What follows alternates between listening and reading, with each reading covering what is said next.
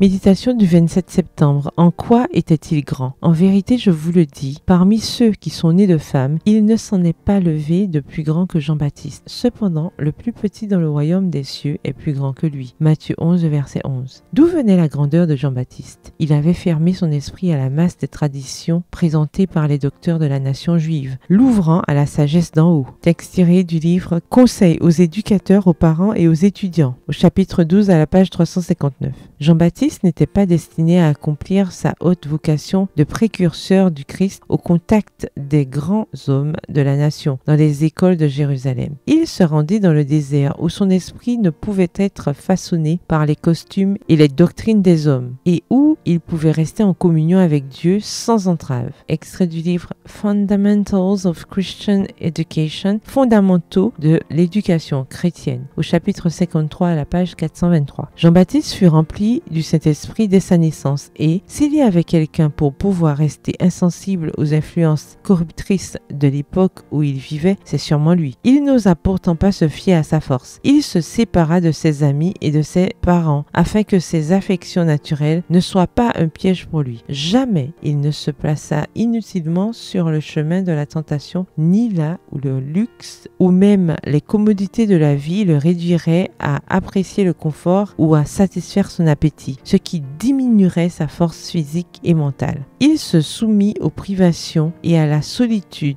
dans le désert où il put préserver le sens sacré de la majesté de Dieu en étudiant son grand livre de la nature. C'était une atmosphère propre à parfaire la culture morale et à garder la crainte du Seigneur continuellement devant lui. Jean, le précurseur du Christ, ne s'est pas exposé aux mauvaises conversations et aux influences corruptrices du monde. Il craignait leurs effets sur sa conscience. Il craignait que le péché lui apparaisse moins odieux. Il a plutôt choisi de vivre dans le désert où ses sens ne seraient pas pervertis par son environnement. Ne devrions-nous pas tirer une leçon à l'exemple de celui que le Christ a honoré et dont il a dit « Parmi ceux qui sont nés de femmes, il ne s'en est pas levé de plus grand que Jean-Baptiste ». Matthieu 11, verset 11. Extrait du livre Testimonies for the Church, témoignages pour l'Église, au volume 4, au chapitre 10, aux pages 108 à 109. Bonne soirée, que l'Éternel vous bénisse.